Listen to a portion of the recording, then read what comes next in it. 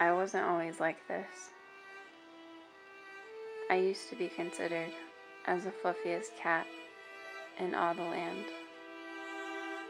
I was beautiful. It was a long time ago. My humans were playing with Casper the dog when I walked into the room.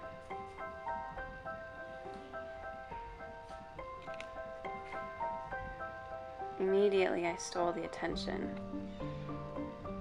which made him angry, very angry. So there I was, laying on my suitcase like I always do, preparing myself for a nap. I didn't know he had it in him, that evilness.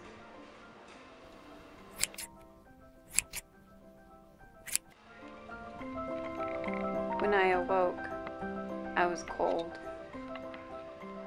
I didn't notice. All I can say is, I will have my revenge.